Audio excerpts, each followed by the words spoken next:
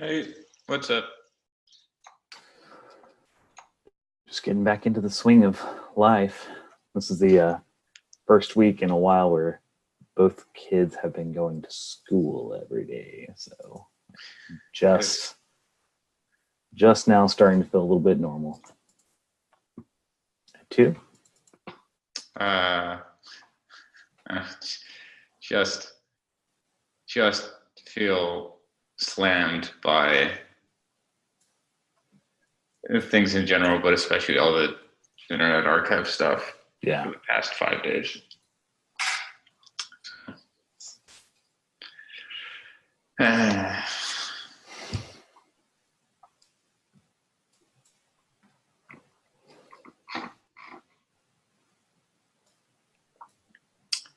was really hoping to get actually like finish with the Wayback importing stuff over the weekend, because I got part of it done. I got it done to the point where like all I need to do is refactor the code so it's less of a like spaghetti mess that you can't figure out what's going on in. Mm-hmm. You know, which is just like putting in the time to clean it up, and it's just like these things keep coming up, and I'm just like, I don't have any energy to sit here and like do that. Mm-hmm. Mm-hmm. Mm. That is like one of my favorite things to do in software development is, okay, so obviously, proof of concept, it works. That is fun. But that first pass afterwards, make it not hot garbage. That's really gratifying to make that happen while you still remember all of the things that happened to make spaghetti code work. Yeah, like the longer this gets pulled out, the more you lose context on like, why did I make this crazy decision here? And you start revising things you shouldn't. Mm-hmm. Mm-hmm.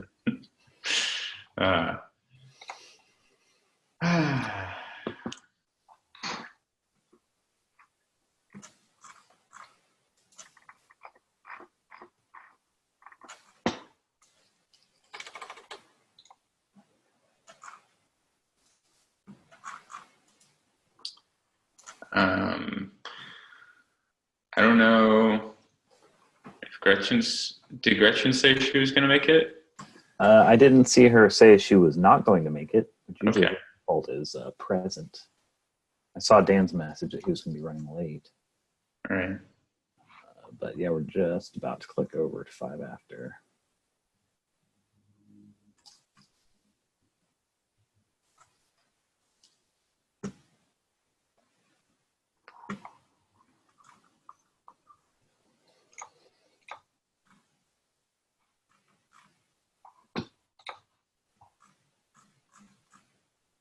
Although I would say the fact that I don't see analyst updates growing in the Google Doc makes me wonder. Usually if Gretchen's popping at the last minute, she's also adding some minutes. So That is true. Well, should we, I guess, have the meeting at least for... Sure.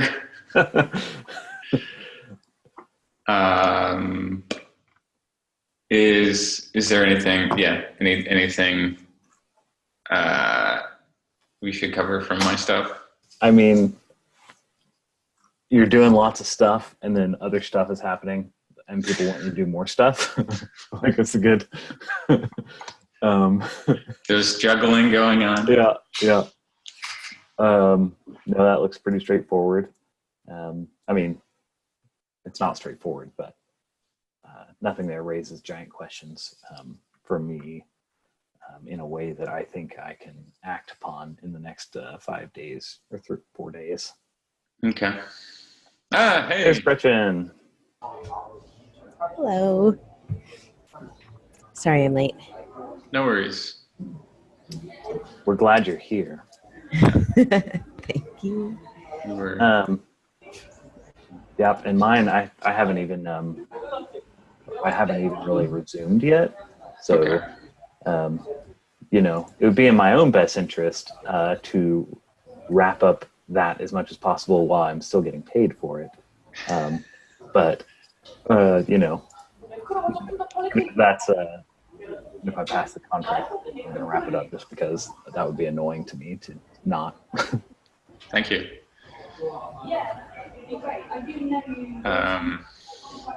Okay. I guess like that covers us. Anything you want to update on or questions from our stuff you had, Gretchen, or if you even had a chance to read through it? Sorry, I am coming to this meeting unprepared. I've not, It happens. read anything. And I don't really have updates that I think are very relevant here. Yeah, I'm mostly really interested in all the conversations that have been happening on Slack, and yeah, like where that, yeah. And I'm sorry, Rob, for the like interfacing that you've had to do. It does seem really draining because especially knowing like the internal experience of it and then like what you've presented on the page and how different that is, and that work. And It's just, yeah, it is what it is. It's only especially frustrating when then there's the interpersonal relationship issues on top of the technical ones.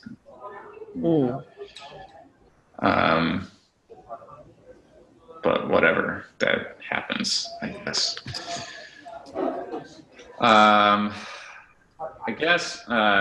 I don't know.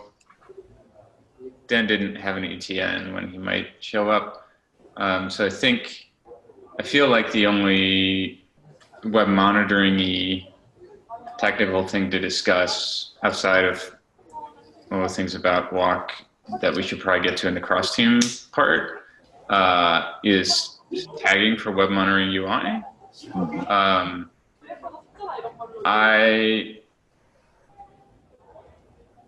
So in thinking about it, I'm struggling with it a little bit because we can totally tag when we merge the release branch. That's not a big deal.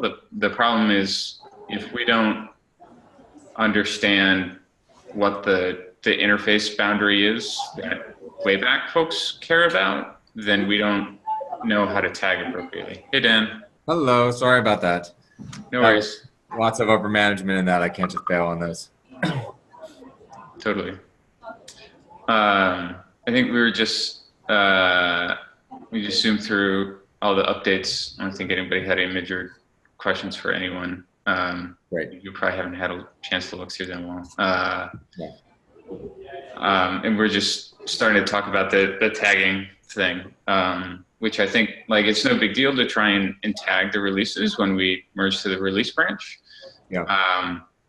My concern there is, as I started to think about it, is basically if we don't understand the interface boundary that Wayback people care about, then what are the semantics of the tags? Then yeah, we don't understand like what semantic to use for a major versus a minor versus a patch. Right. And I don't see any problem with them just pinning to a commit, which I sort of tried to allude to in my last comment. Let's start. Yes, I really liked that, by the way, in Slack. Yeah, I feel like if they're depending on like an internal part of the project for now, rather than having a clear interface boundary, that may be the best thing. They should just pin to a commit. Yeah. Otherwise, all releases are 0.0 point. Yeah. Yeah. Like. Yeah, like we wouldn't know when we're making an internal change that will break them versus when we're making one that won't. So we don't know how to, if we're versioning for them, we don't know what changes are minor updates versus major updates. So, yeah. Yeah. Okay. So maybe we should just we should just call that out explicitly on the web monitoring channel. And in the Wayback Slack, and just say, probably you should just pin to commits. should we still tag? Just tag however we would otherwise tag, and maybe then they should pin to a specific tag rather than anything semantic about the tags. That way, there's something closer to, like, here's a, I don't know. I'm trying to think through like whether it makes sense on any level to try and have something that's clarifying that this is a commit worth pinning to. Whether you can smoothly upgrade to it or not is a different question you have to answer for yourself. It seems like that would add some extra intellectual overhead when we don't really understand entirely what the benefits or costs will be to the people using it. Mm-hmm. Again, that's the One step at a time. Let's get them importing, which seems like a little bit of a technical hurdle for them. They were saying, I'm no React expert, but can you depend on a package on GitHub? So that's going to be a whole process. And then we can think about the tagging in a couple of weeks. Yeah. Okay, maybe that's a good approach then. And we should just call that out explicitly on the channel and at Vangelis. I think, so I mean, the other thing I'd say about it is like, I'm not super worried about getting this right and getting this code shared right now. Like, I totally share your concern about like the pain of unforking. My flip side concern is it's unclear to me how close they feel like they are to releasing. And if they're close to releasing, then yeah, we should care about this more. And if they aren't, my suspicion is that it's even hard for them to say right now, like which components are shareable, or like whether certain components need to change in order to better be shareable. Like the way we split where we care about having version info versus like change info or whatever, because they don't have version info, right? Like that doesn't exist for them. Right. Like where we need what data might change in order to make a component more shareable.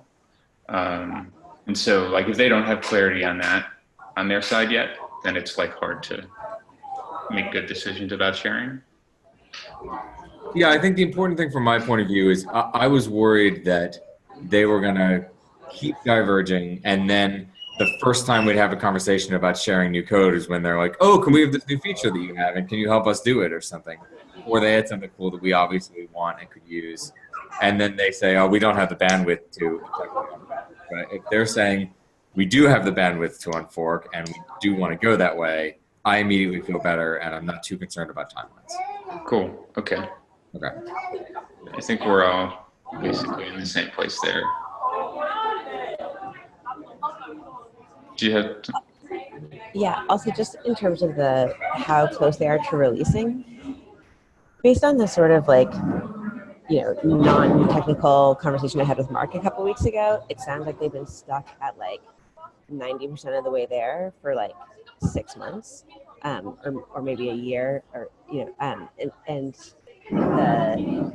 so he has, I think, no estimate for when they will be ready to release either, because this whole false positive thing that he was talking about, which just briefly on that, that's just when we get this too, when suddenly the whole page is red and green and the text looks very much the same, but it's like, something in the HTML has changed, like who knows what it is. I mean, you guys probably know what it is, but like to an analyst, the page looks the exact same, but everything's highlighted red and everything's highlighted green. And just that's like a major sticking point for Mark, and that's his false positives.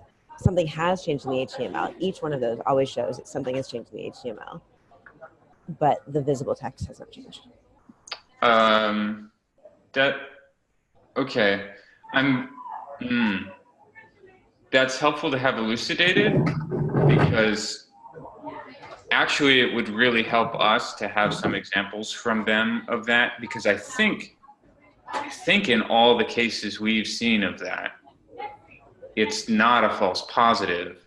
It's two major sections of the page did this, And we have a very clear task that's a thing we should be able to better identify, like understand movement rather than just change. And that's a very different character problem from a false positive.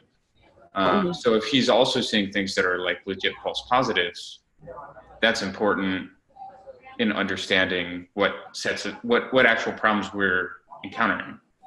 Because if it's really just the things swapped places in a page, that just means like it's a problem we already know about rather than a false positive, which is a very amorphous problem. And it means they or us can assign some more priority to that if that's what's the important thing right now. What I've seen as an analyst for places that it's not clear that a section has changed, when I've gone and looked at the HTML, what it appears to me to be usually is that like the placement of the menus has changed relative to the placement of the text body. And so the whole text, and so I guess that is also the movement piece. Even though like it's not like, you know, implications of this have now gone before indicators, or, you know, it's not like something within like paragraphs within text changing. Right, but we see that problem also. I mean, they are both they are literally the exact same problem. It's just that the scale of like when the navigation moved from the start of the page to the end of the page is a bigger chunk, so it makes it look like the whole page is highlighted. But I mean, people have also brought that up with like sections that are 2 or 3 paragraphs that have moved, and it looks like the paragraph got removed. And then they go, and then later in the page it's there and they're like, wait, wasn't that like the other one? So, I mean, it's the same problem, and we would probably solve it in the same way. Because as far as like what the algorithm is saying, those are exactly the same problem.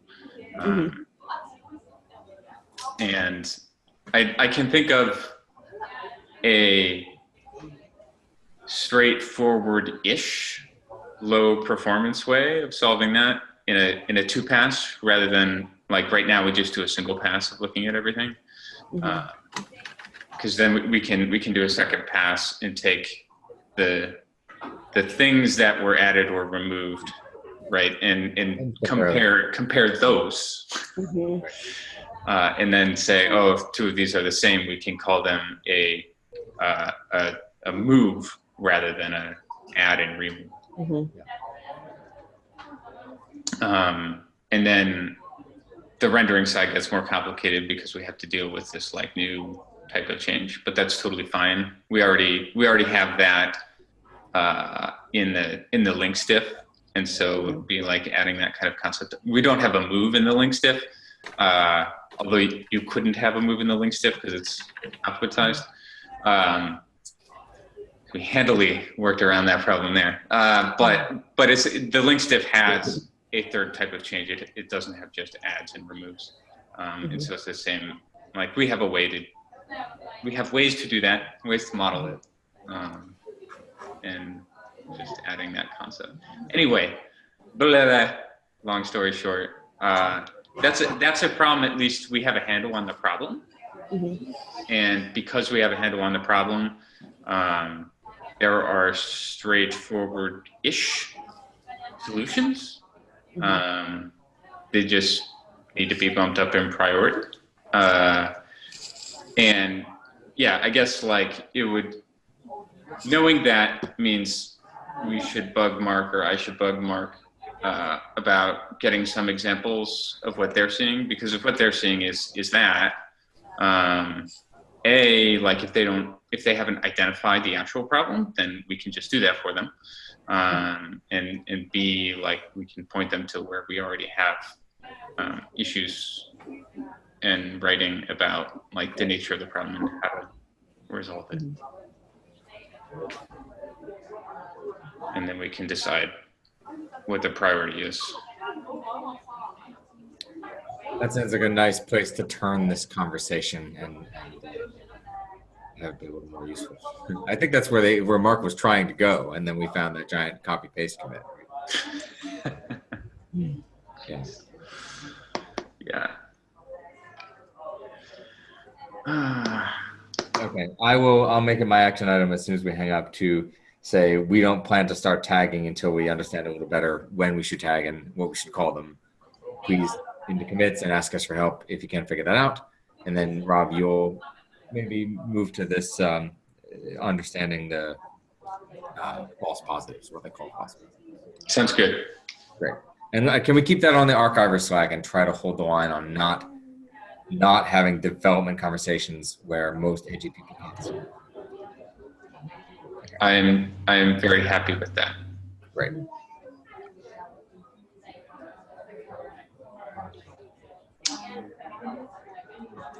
I think that is healthy and is the entire reason that we have the archiver Slack with the crazy bridge and all the painted details, because it's worthwhile keeping it in the public place.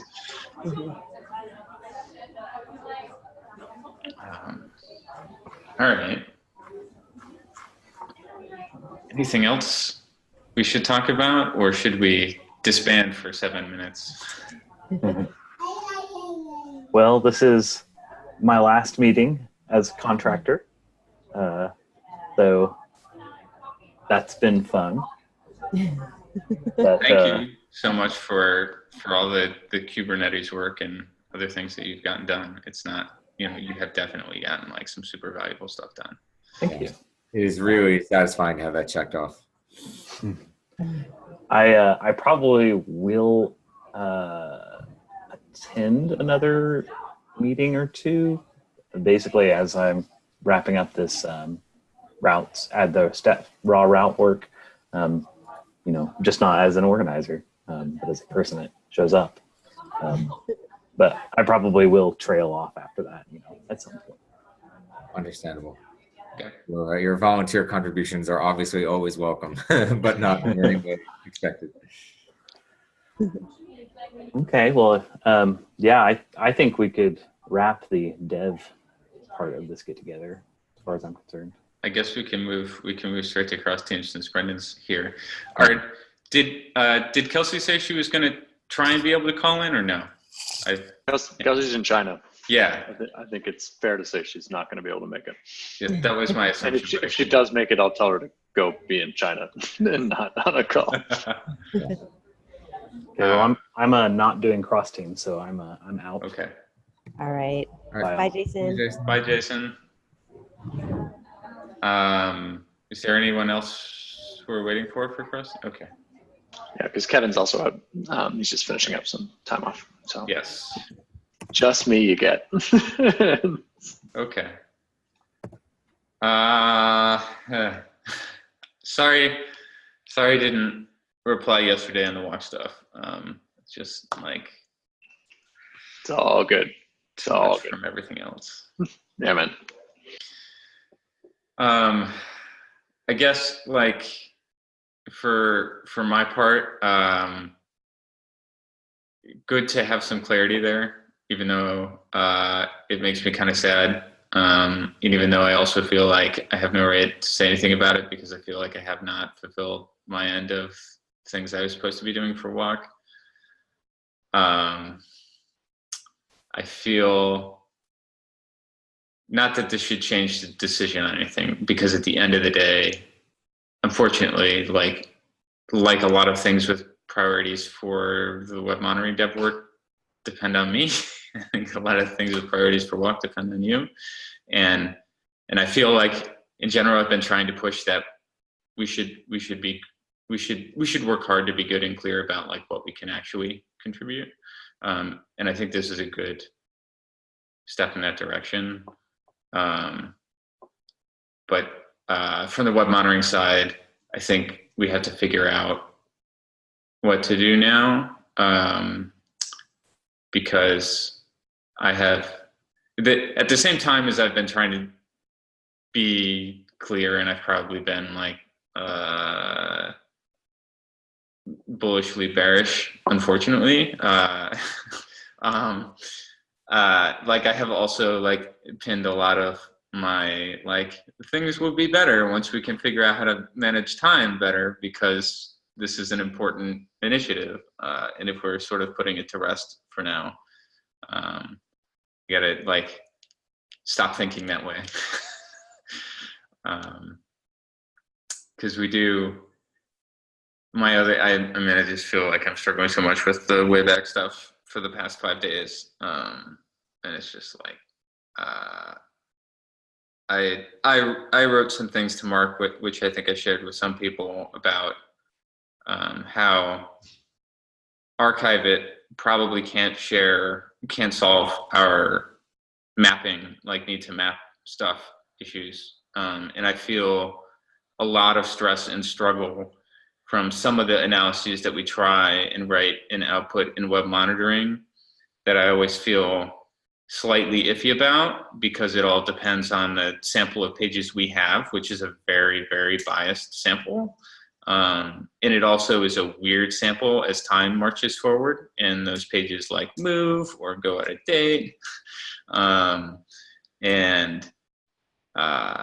In my head, I'm like, part of me is just like, I want something that's crawling better so that we can have, even if it's not a complete map to work off of, something that approximates a more regular sample of what the sites we're trying to write about look like.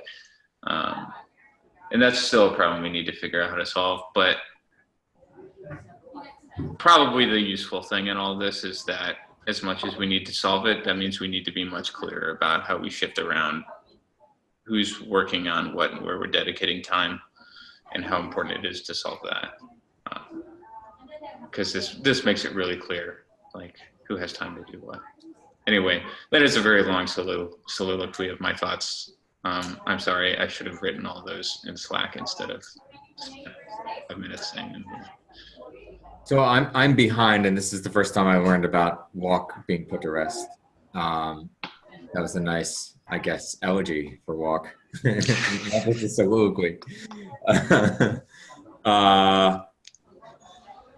Pulling together some quick thoughts in view of the fact that this is news to me. One thing that I really liked about the walk prototype that I saw was that I think it could be run in a single process. I think you had like the very simple stripped down version of that.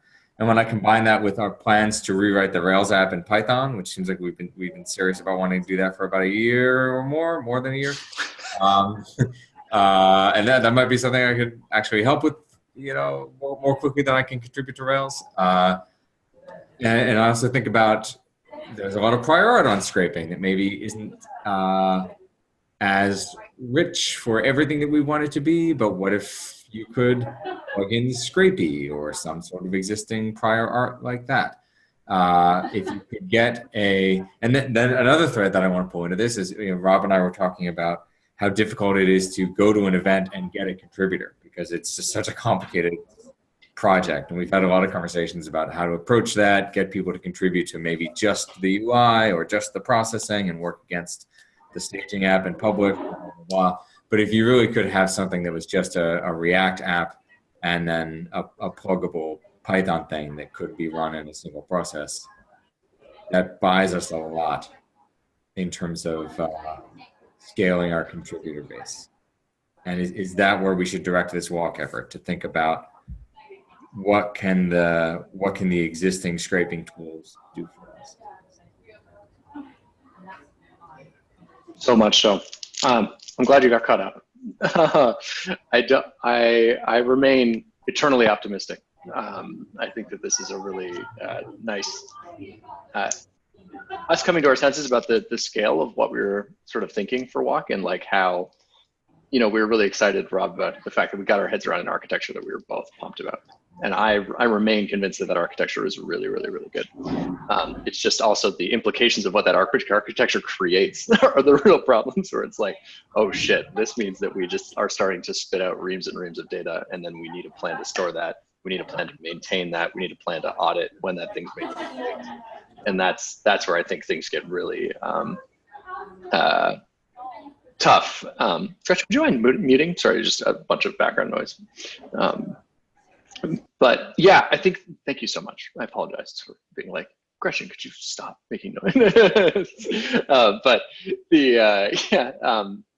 I think like what you just said in the elegy, Rob, to me is a scoping statement, like sitemaps. Okay, that's where we started, and then we sort of diverged a bunch. And Dan, you sort of followed that up with like single process and like single process sitemaps. Like, yeah, I think we're pretty close on that frontier. And if we turn off the like recording of stuff, great. I think but the broader conversation here that I think Dan did a really good job pointing to in terms of contributors and like really like what can we learn the like higher level lessons from this? There's like I wrote a lot of this in Go, and I think that like by default either we like commit to finding people who write Go and like get excited to like go connect with that community, or we figure out a way to use this as just a prototype that then should be maybe rewritten in Python or some sort of more stack native language to the web monitoring project.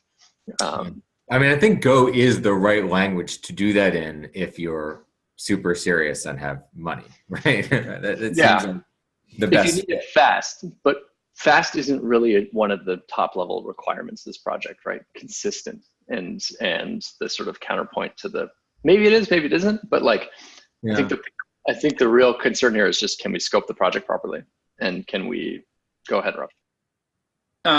Well, just as a minor point there, I think fast is important because we're trying to, scrape large sites with lots of stuff. But that's not a fast that Go helps us with, because the bottleneck there isn't a processing bottleneck. It's the network. On the flip side, we can have way less memory pressure, which also matters when you're dealing with a lot of stuff in Go than in Python. So where I would say there's a technical argument for Go, in my head, it's about having a tool that gives you a little bit better memory management and dealing with something closer to the machine. I mean, Go is still garbage collected, but you have a lot more control over like how big a string is and like how many bytes you're dealing with. I think we have three people with three different assumptions about why Go is the right choice. I was thinking, I was thinking they're like, oh, it's a language that's mostly like, what if everything is an asynchronous server, sort of, right? No, I mean, I think that's a good aspect of it. I think there are other good things too. So, but I'm also I have scatterbrained thoughts about it. Because I think there's good reasons to use Go. I think also like having a single binary is super useful. But more from when we had a perspective of like, this is a broader use tool that we want to make that's somewhat abstract. I'm more and more falling into this world where I feel like trying to package up an interpreted language and all its dependencies for broad use is super hard, especially Python, which has not great dependency tools. Yep. And so it was nice from that perspective, but also like pain from the like too many different languages going on everywhere. To Dan's point about like, it's been along this goal to rewrite DP in Python so that it's not also the odd one out tool in terms of languages. So scatterbrained thoughts about Go. But just to say, like, I think speed's an important goal. It's not a non-goal, but it's not compute speed. It's not speed where like Go gives us something more than Python does or Node does or Ruby does. Yeah. Yeah, I would say one thing that we really figured out with Walk that we probably shouldn't throw out the door is like, it's there are two things to that. When I say speed with Go, I mean the parallelism aspects, like the story of being able to make, like Go can spin up 100 things that can do 100 simultaneous network requests, which is really important when you're writing a crawler, like super important. But the other side is like, we figured out a really nice architecture with Walk of like storing stuff in Badger, which deals with the memory pressure problem that we've had with Sentry, back when this project was called Sentry and things before it. So it's now like I feel far more comfortable letting that thing just run for days because it doesn't have nearly as much memory pressure. Anyways, I think we should sort of like elevate out of the language discussion and move into sort of into the like lessons learned from some of these projects. Yeah, Gretchen. also speaking of that, I'm taking notes, but it's a little bit foreign to me. So if I'm capturing things inappropriately, I should be helping with that. No Thank you. worries. Thank you so Thank much, you. Gretchen. And I think from here on in, we will be done with the pedantic technical talk. Because I think the lessons learned here are that just because you learn a lesson multiple times doesn't mean it's a bad one. Learning to really scope, and understand our capacity, I think, is really important here and something worth considering. I think I got a little excited to write this like general purpose, solve all the problems, web crawling toolkit that was going to like help fix everything, and that again like brought us away from rough consensus and working code and this like sort of thing that we could coalesce around. If we just adopted sitemaps and focused on making good quality sitemaps and a tool that I hit one button and I get a sitemap, that might have made it much easier for this project to sort of work forward. But that was the flip side of that interpretation is just scope. Can we really keep the scope of this well-defined and small and focused on a very, very specific pain point? And at the same time, can we make sure that we've been doing these cross-team meetings, which is really exciting, but can we make sure that that when there are waiting arms on the other side of the completion of that project, right? Like we've had a couple of other interactions that have between the teams that have gone kind of well, I think, but have also been like a little bit fly by night. The one I'm thinking of is like the HTML differ I spit out for you guys a while ago. It's just like, here, this thing diffs, go nuts. and that was used as like a baseline to go write some other tech. Right. And I think if we like coordinated a little more around like, okay, Brendan, that's great, writing it goes nice, but like what we really need is we need the like, this is a better set of requirements, and like, okay, don't just go slam out code, let's have a plan. One of the things that we're finding on the query side of things that has been not surprising, but I can't stress enough how valuable it is like leading with RFCs or leading with planning of some kind. Gretchen, RFCs are requests for comments, which is basically just like you make a sketch of the of what you want to do before you write any code, and then people get a chance to comment on it before you even do it. Is there a walk RFC? No, because walk is a side project, so it's not a query project in the main. Oh yeah. In query's eyes, walk's a side project. In Brendan as an edgy member's eyes, it's the only project that he's like working on. But I mean, there's not an RFC per se, but I feel like we did a reasonable job sketching out a lot of that in the roadmap. Yeah, that's a really good point. We did have a really diagram and all the text around. Yeah, I mean, is there a way to say we are not presently working on this thing as a monolithic, project, but we really like this architecture and we want to slowly deform web monitoring components into that architecture, especially as we undertake a Python rewrite of the DB component? Well, if we could just focus generally on a plan for how would, if this thing existed, where would it plug in? What would it need to do? Yeah. How would it like so that we make sure that we don't just go, hey, it's done. And then you go, that's great.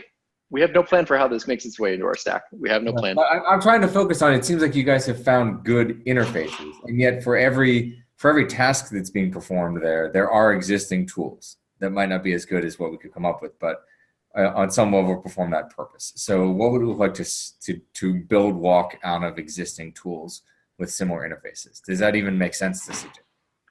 So the thing I would want to, maybe we should come back to, I have a thing that I want to come back to about the point about scoping. But to the question you just asked, Dan, I think there are two, hold on.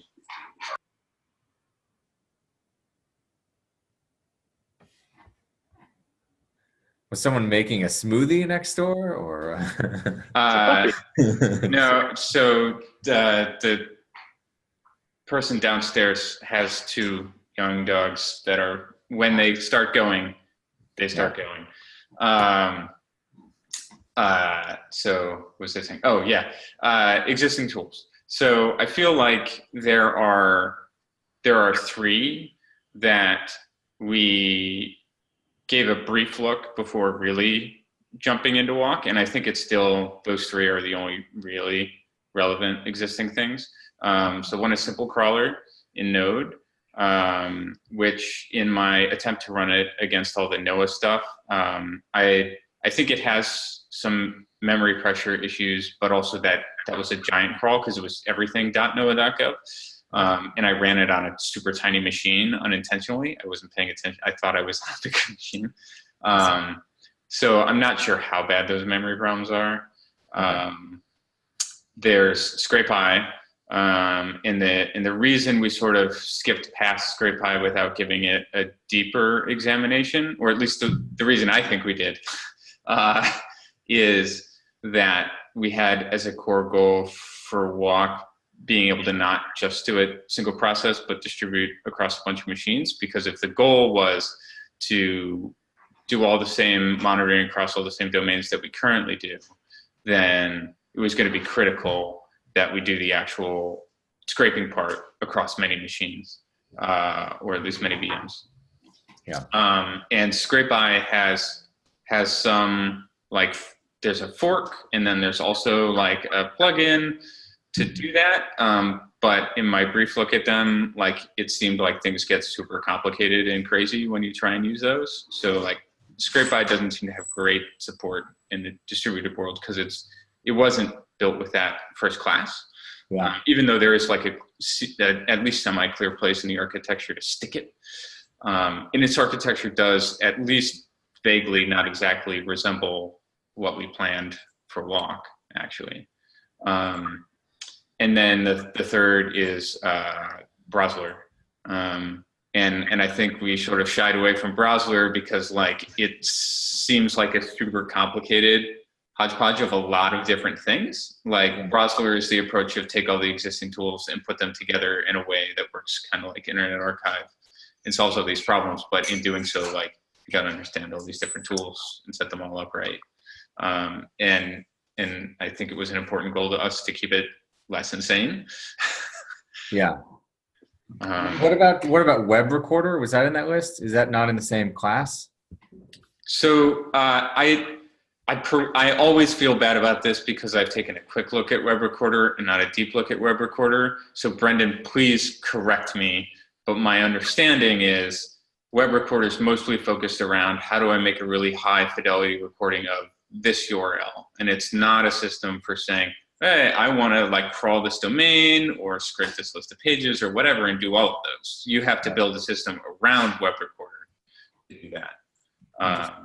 So I came across something that's like dead simple, and maybe it's foolishly simple, but the author of Dask, which is, you know, applying parallelism to Python, has a library called Streams that he made a dead simple web scraper out of, and it would have obviously first class parallelism and all that kind of stuff. And then you could put inside each worker node something like Web Recorder, and you've basically just reused existing projects with minimum glue. It could be a very naive approach, but if the job is just find all the links on the page, follow them, and then record the content at that link, and do that recursively until you're told to stop.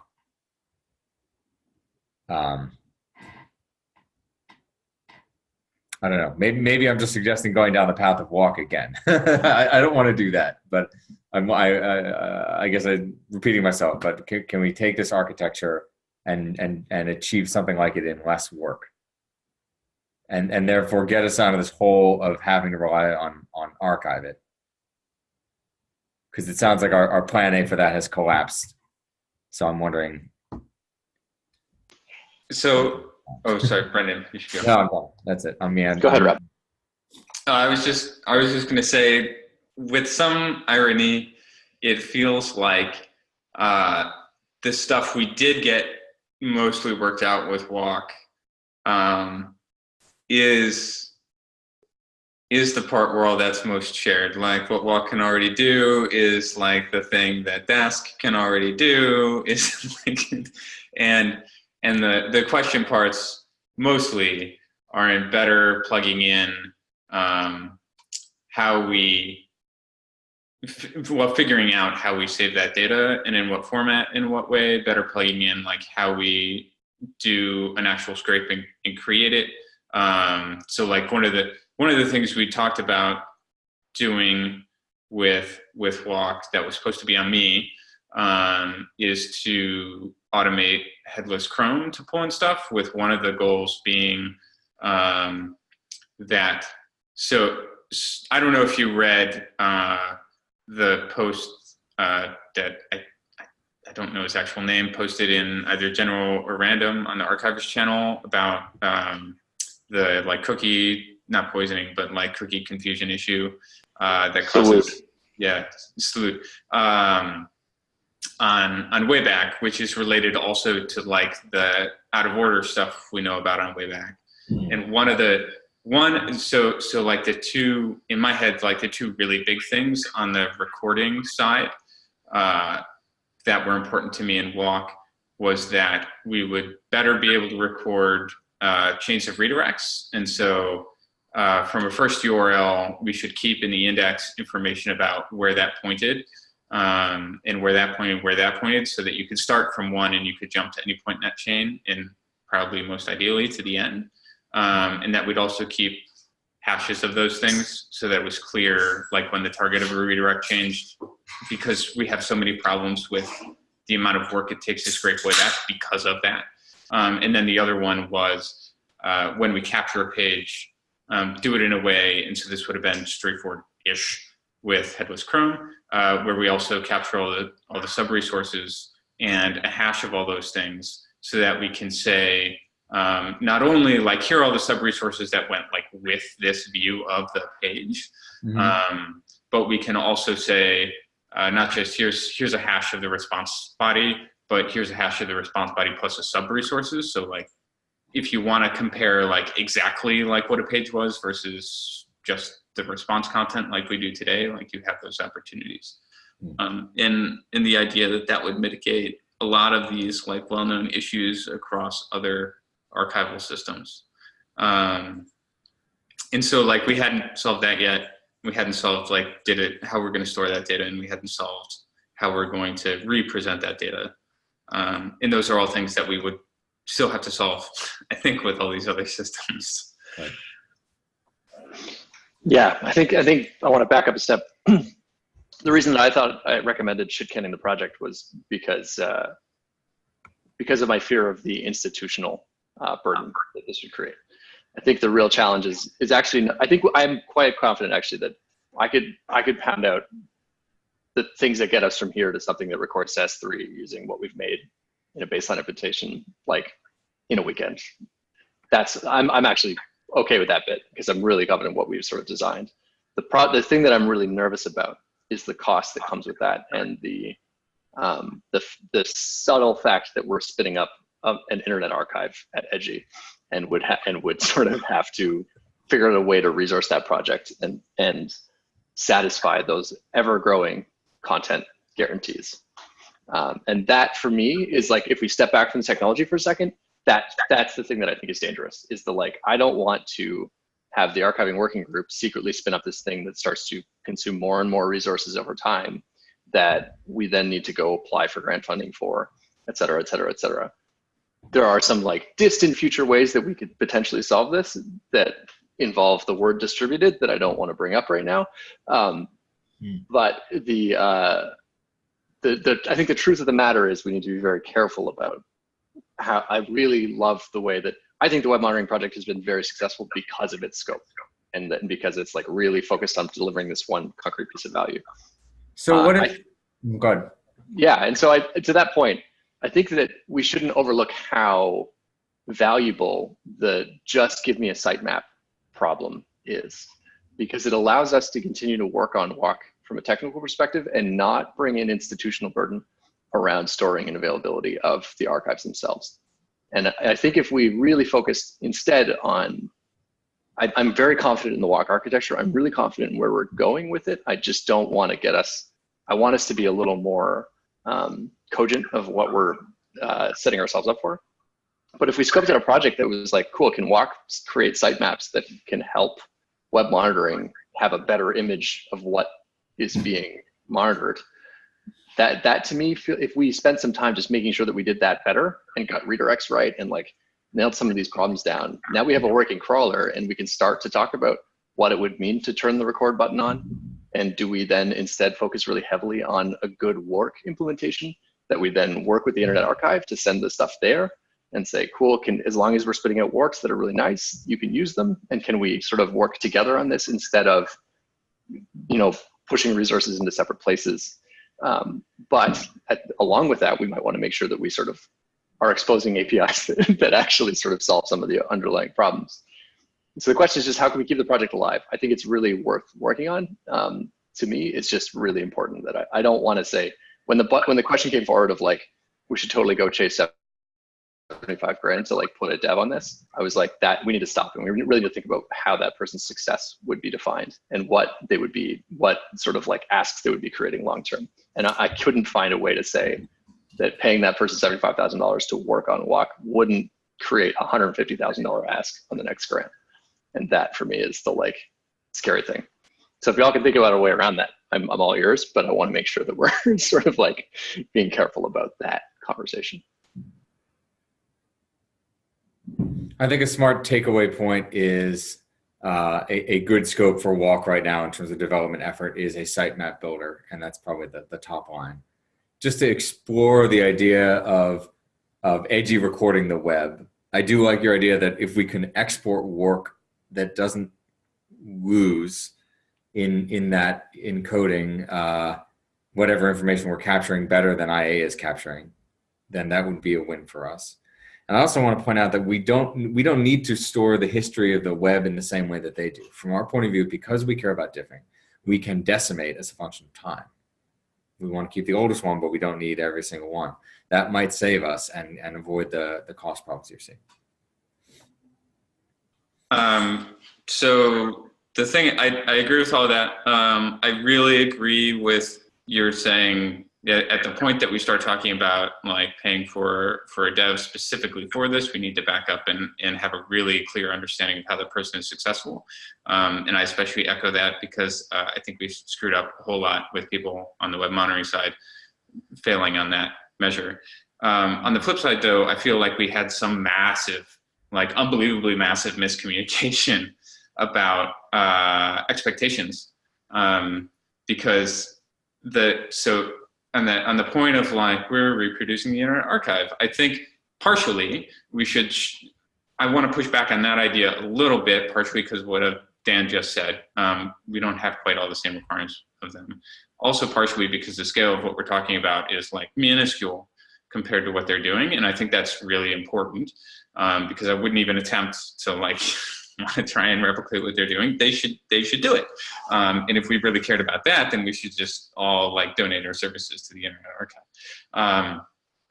But more importantly, I've tried to be clear every time I've had the opportunity to say that like the reason up until we started talking about Walk that I actively eschewed doing our own scraping is explicitly this, is that I saw these burdens from the start as ones that we shouldn't want to take on unless they were really, really worthwhile.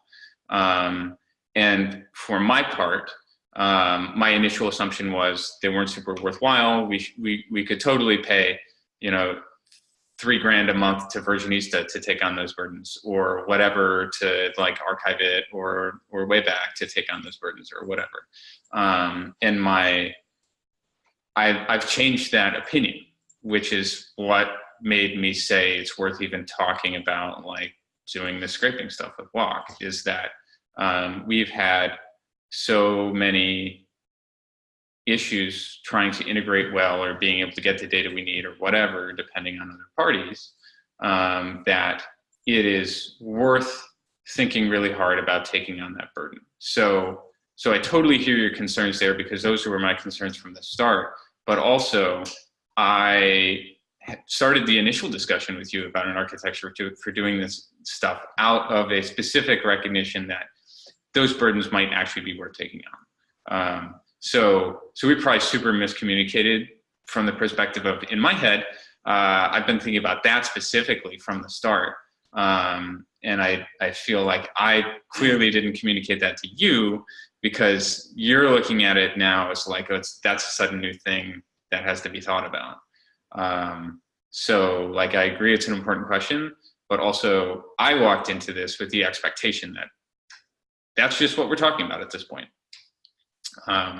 So isn't it fun that I've learned the lesson that you've known the whole time? This is I'm sure there are plenty of things that have gone the opposite. From hand, grasshopper. There's plenty of things that have gone the opposite way too, I'm sure.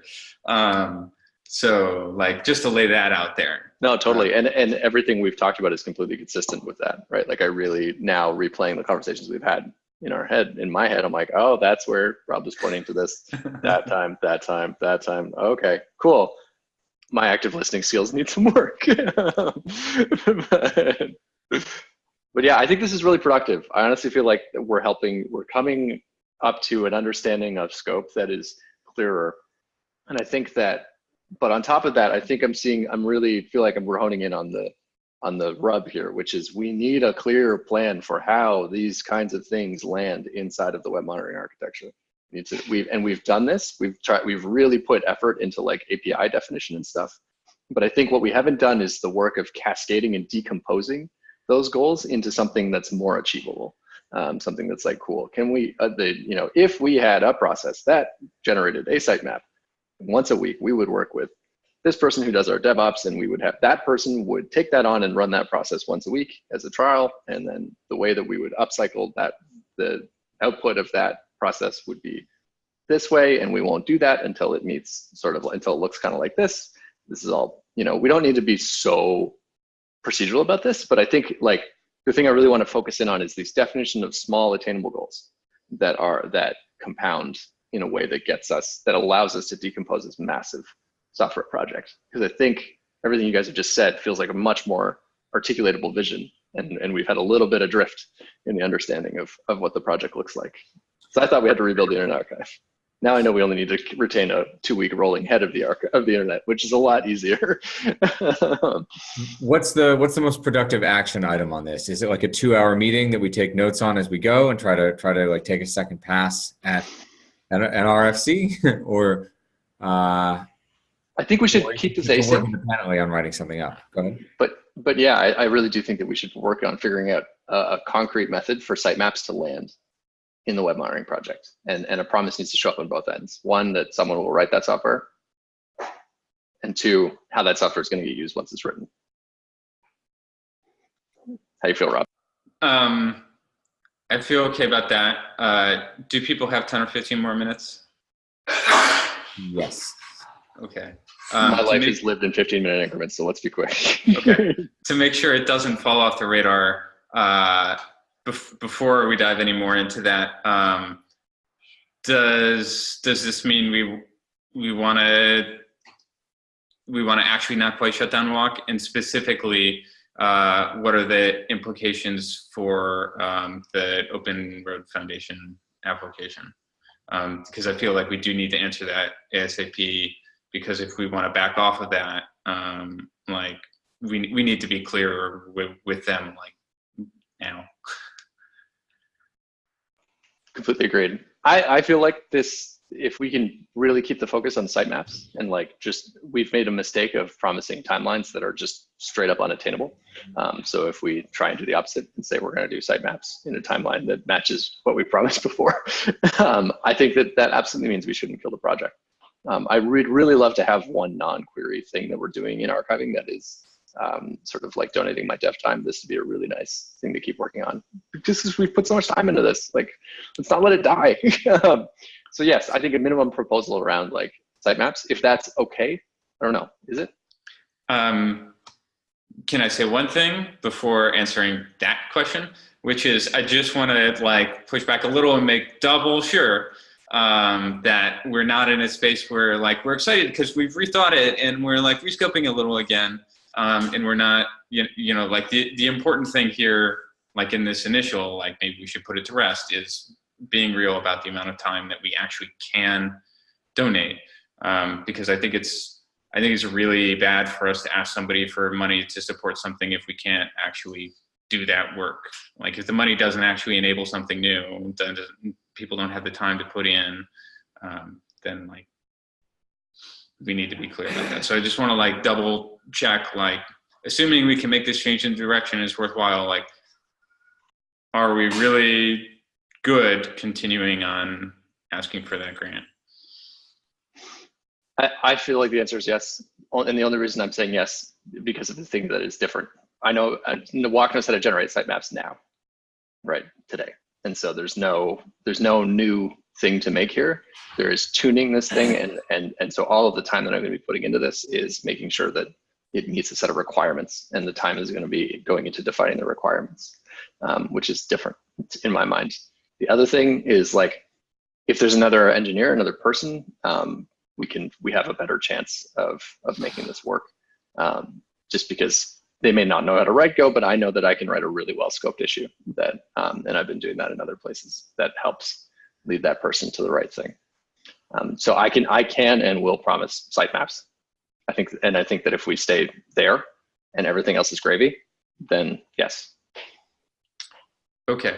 Then the other thing I want to say about that is my concern there is that I actually don't think we've done a poor job scoping with WOC. I think we've done a poor job sticking to scopes that we've chosen, right? Because we started with, we need to focus on just doing sitemaps and then we'll expand it. And then we said, that's too new of a problem. We should just solve the problem we already have better and scope it to that. And so we just sort of like flipped over from one scope to another. And now we're sort of looking at that and saying like, oh, that comes with all these other costs we're not sure we're ready to bear yet. We should flip back. So I think we actually have done a reasonably good job scoping. We just haven't stuck to that scope and followed through for a variety of reasons. And so plus side, new learnings, we have new reasons to choose or stick to a scope. But to just lay that out there and say, I think actually the important thing is not just the scoping. Like we can do a better job scoping this time, but like that it's, in being clear about that, we also have to be clear about sticking to it and the reasons we're choosing to do that. Yeah, I totally agree, but I would push back that I think, yes, we did a bunch of good job of scoping. I think we didn't do a good job of scoping the definition of success. And when will this get used? I asked that question a bunch and didn't get proper answers on that. And that's where I think where we've missed each other in the other direction, Rob, where it's like, I will commit to using this thing when it meets these criteria. And this is how I'm going to use it. And it's not you, Rob, it's I, representative of the web monitoring project, right? Here's how it's going to land. and this is how it's going to get used. And right, because users create, this is not the first time in Edgy where I've gone and written software that is great and works, has small kinks, but works. And then nobody showed up to use it because I didn't put enough time in the beginning to like making sure that it was like, cool, when I finish this, are you going to use it? You promised me you're going to use it? Are you going to like, is this going to sit somewhere that is useful? Because rough consensus working code, cool. But like the secret middle of that is like a dependency, right? Someone actually caring or depending on your work. Yeah. And you're totally spot on about that. On the other hand thing I'd add to that, this doesn't absolve the issue of it being like, did we succeed? What the heck? Is part of the reason me, not web monitoring, hasn't done that is because I feel like I have had for the past 5 months no time to anything that is not trivial. I don't have time for because I'm still trying to just get importing from Wayback working. Like literally, this is 5 months of just trying to get importing from Wayback working in a way that like at least seems vaguely reliable. And I probably haven't been super clear about messaging that like that's the holdup on everything. B, like I think that's going to be an ongoing problem, like no matter what. I keep thinking that I'm close to it. Like right now, I think I'm close to it. I just have to find the time to like do the cleanup now. But like I thought that would be something I could totally do over the past week. And that like the awesome thing about today's check-in dev time for web monitoring was going to be like, I'm ready for somebody to finally review this. And then like all this stuff with Internet Archive and Mark happened at the end of last week. And I've just been like, I have like no mental space to think about this, especially to think about like a hard technical project involving the archive right now. Yeah, and to that, I think, can I propose a more straightforward solution to that? I think we should have the spec conversation in places like this, but who is going to realize the results should be someone who is not you.